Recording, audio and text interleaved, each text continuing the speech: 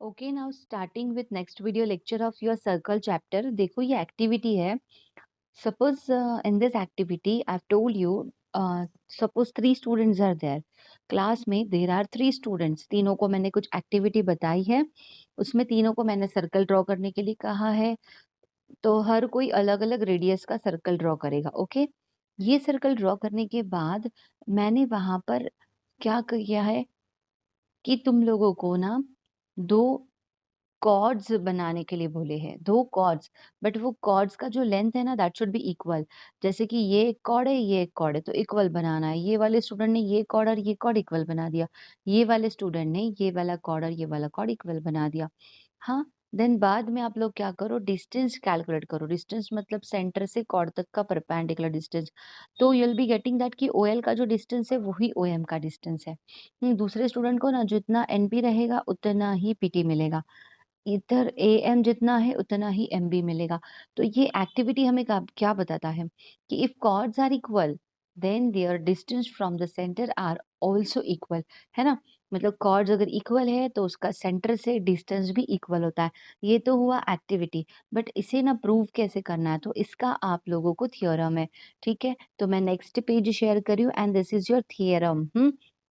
यहाँ पर congruent chords of a circle are equidistant from the center। मतलब अगर chords congruent है तो they are equidistant from the center। तो यहाँ पर ना देखो, पहले मैं डिस्कस करती हूँ। हमने सर्कल ड्रॉ किया, ठीक है। सर्कल में दो मैंने कॉर्ड्स ड्रॉ किए। ये सेंटर है। हाँ, सेंटर से मैंने दोनों कॉर्ड्स पे परपेंडिकुलर ड्रॉ कर दिया, ठीक है। So suppose these are perpendiculars from the centre. Hmm तो यहाँ पर अगर मैंने परपेंडिकुलर ड्रॉ किया है तो अकॉर्डिंग टू प्रीवियस वाला वीडियो लेक्चर कि ये कॉर्ड को क्या करता है, बाइसेक्ट करता है। सेम मैंने यहाँ पर अगर परपेंडिकुलर ड्रॉ किया है तो ये भी कॉर्ड को क्या करेगा, बाइसेक्ट करेगा। बट यहाँ पे एक पॉइंट ध्यान में रखो कि कॉर्ड्स आर इक्वल। ये वाली कॉर्ड और ये वाली कॉर्ड इक्वल है। तो अगर वो उसे बाइसेक्ट कर रहा है, मतलब सपोज ये 10 है, ये 10 है। हम्म तो ये इसके इक्वल टुकड़े कर रहा है। मतलब ये वाला कितना हो जाएगा, 5, ये वाला 5, ये वाला 5 एंड ये वाला 5। तो इनडायरेक्टली यहाँ पर क्या हुआ कि सारे जो 4 पार्ट्स है दैट आर इक्वल, है ना। यहाँ पर 1 2 3 4 दिस ऑल आर इक्वल, ठीक है। तो यहाँ पर पहले कौन सा थ्योरम मैंने अप्लाई किया कि perpendicular drawn on a chord bisects the chord, है ना।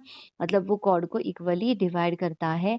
तो उसके अकॉर्डिंग ये पार्ट और ये पार्ट इक्वल, ये पार्ट और ये part equal. But chords are equal, therefore these 4 parts are equal. ठीक है, ये कंसेप्ट आपको क्लियर नहीं हुआ है तो यहीं पे स्टॉप करके पहले ये समझ लो। वीडियो लेक्चर को बंद करो, पहले ये समझ लो कि ये चारों पार्ट्स इक्वल कैसे है। प्रैक्टिकली इसका कुछ एग्जाम्पल कंसीडर करके आप लोगों को इसे समझना है, ठीक है। नाउ यहाँ पर मैंने कंस्ट्रक्शन किया। मैंने ओडी और ओ ए को मैंने ज्वाइन किया, ठीक है। ओडी और ओ ए को मैंने ज्वाइन किया है। तो ओडी और ओ ए को ज्वाइन करने के बाद ये दोनों ट्रायंगल में, देखो ये दोनों ट्रायंगल में see this A P equal to D Q. अभी अभी हमने प्रूव किया है ना कि चारों पार्ट्स इक्वल है। Then O AO equals to DO because radius of same circle. And these two triangles are right angle triangle. तो RHS property right angle triangle hypotenuse equal और उसका वन साइड भी इक्वल। तो RHS test से दोनों triangle क्या हुए, congruent हुए। तो अगर दोनों ट्रायंगल कॉन्ग्रुएंट मतलब उसका बचा कुचा पार्ट भी इक्वल। मतलब PO equal to OQ। PO equal to OQ मतलब they are equidistant from the centre. मतलब दोनों सेंटर से सेम दूरी पे है, ठीक है। दोनों सेंटर से सेम दूरी पे है। See this theorems are quite difficult. तो इसे आपको पहले अंडरस्टैंड करना है। And this theorem you have to write for 8 times, ठीक है। 8 टाइम्स इस थियरम को लिखो, समझ समझ के लिखो। आप लोगों को क्या करना है, थोड़ा मैं उल्टा बताती हूँ आप लोगों को कि दो ट्राइंगल्स को कॉन्ग्रुएंट दिखाना है। दो ट्राइंगल कॉन्ग्रुएंट हो जाएंगे तो you can see that OP is equal to OQ। क्यों? Because corresponding sides of congruent triangles. ठीक है, कल किसी ने मुझे पूछा था इसका फुल फॉर्म क्या है, मैं मेरे एवरी लेक्चर में बताती हूँ, corresponding sides of congruent triangles. तो इसलिए मुझे पहले ट्रायंगल को कॉन्ग्रुएंट दिखाना पड़ेगा, ठीक है। तो ट्रायंगल को कॉन्ग्रुएंट दिखाने के लिए हम लोग क्या करेंगे, तो ट्रायंगल को कॉन्ग्रुएंट दिखाने के लिए हम लोग देखो यहाँ पर ये जो 2 ट्रायंगल्स मैंने ले लिए हैं उसमें radius are equal, AP and DQ are equal, दोनों राइट एंगल वाले हैं तो आरएचएस से दोनों ट्रायंगल कॉन्ग्रुएंट प्रूफ हो गए, ठीक है? तो फर्स्ट टाइम आप लोगों को ये जो थ्योरम है ना इसका रेफरेंस लेना है, किस तरह से लिखा हुआ है, ठीक है? और कैसे लिखा हुआ है and then you have to write for 8 times, अपने मन से लिखना है इस थ्योरम को। And the second theorem is converse of this theorem. मतलब क्या है कि अगर डिस्टेंस इक्वल है तो आप लोग बोलो कि कॉर्ड्स आर इक्वल, ठीक है? डिस्टेंस इक्वल बोला है मतलब यहाँ पर ना इस क्वेश्चन में OQ और OP इक्वल बोला गया है, ठीक है?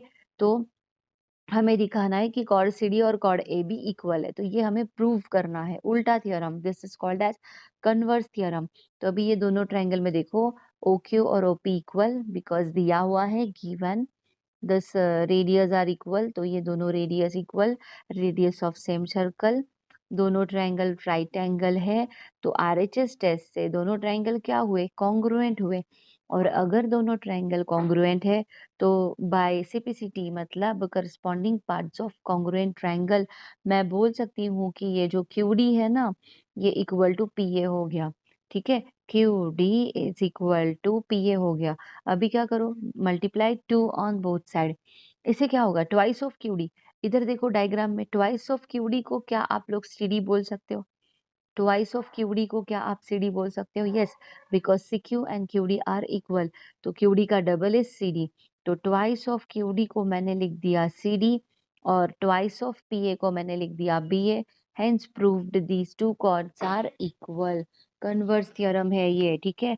मतलब अगर वो इक्विडिस्टेंट है मतलब कि perpendiculars are equal then prove that की कॉर्ड्स आर इक्वल। और यहाँ पर भी आपको ट्रायंगल को ही कॉन्ग्रुएंट दिखाना है और ट्रायंगल को कॉन्ग्रुएंट दिखाने के बाद आप लोगों को मिलेगा QD इक्वल्स टू PA। फिर दोनों साइड को 2 से मल्टीप्लाई करो तो double of QD is CD and double of PA is BA, ठीक है? तो इस तरह से आप इसे सॉल्व कर सकते हो, प्रूव कर सकते हो। किस तरह से गिवन टू प्रूव वो सब लिखना है यहाँ पे दिया हुआ है। अभी फिलिंग द ब्लैंक आप लोगों को करना है, ठीक है? और होमवर्क सबमिट करो ताकि मैं इसे चेक कर सकूं और कमेंट में ज़रूर मेंशन करिए अगर आप लोगों को कोई डाउट है। और फर्स्ट टाइम आप लोगों को इसका रेफरेंस लेना है सॉल्यूशन का और बाद में 8 टाइम्स आप लोगों को इस थ्योरम को लिखना है। This theorem is very very very important, ठीक है? Okay, now moving towards the next point and that is example. देखो सॉल्व एग्जाम्पल है ये। In the figure AB is equal to CD मतलब chords are equal, OP is 4, ठीक है ना? अगर देखो कॉर्ड्स आर इक्वल तो OP और OQ भी कैसे होगा? इक्वल, ठीक है? OP और OQ भी कैसे होगा? इक्वल। तो अगर OP 4 है तो OQ भी कितना होगा? 4, ठीक है? मतलब अगर ये वाला 4 है तो ये वाला भी 4 हो जाएगा, ठीक है? इतना मिला हमें। Find the length of OQ बोला है। That's it, very simple. वो तो अभी अभी निकाला हम लोगों ने। OP और OQ इक्वल है, कैसे? If chords are equal they are equidistant from the centre, वो वाले थ्योरम से। तो लिखने का therefore OP is equal to OQ। और अगर OP 4 है तो OQ भी 4 हो जाएगा, ठीक है? अगर आप लोगों को समझ में नहीं आ रहा है तो आप लोग इस वीडियो लेक्चर को बार-बार देखो और आप लोगों को इन एग्जांपल्स को सॉल्व करना है। इसमें 2 ही थ्योरम्स है ना? पहला थ्योरम हम लोगों ने कौन-सा देखा? सर्कल में if chords are equal then they are equidistant from the centre, मतलब ये जो दोनों डिस्टेंस होते हैं वो सेम होते हैं। इसके बाद वाला इसका उल्टा थ्योरम, कन्वर्स थ्योरम देखा हम लोगों ने कि सर्कल में इफ देयर आर 2 कॉर्ड्स और अगर वो इक्विडिस्टेंट है, ये पहले दिया हुआ है, तो you can say that chords are equal मतलब AB is equal to CD, आप ये बोल सकते हो AB is equal to CD। Okay, clear with this? Okay, तो इसके बाद आप लोगों को ये जो 6.2 है उससे ट्राई करना है। You can take screenshot of this one. अगर आपके पास टेक्स्ट बुक है तो आप उससे भी सॉल्व कर सकते हो। और इन क्वेश्चंस को सॉल्व करने के बाद कोई डाउट्स है तो कमेंट में ज़रूर मेंशन करिए। और अगर ये वीडियो लेक्चर अगर आपको पसंद आया है तो लाइक, सब्सक्राइब और शेयर ज़रूर करो और बेल आइकन के बटन को प्रेस करना मत भूलिए।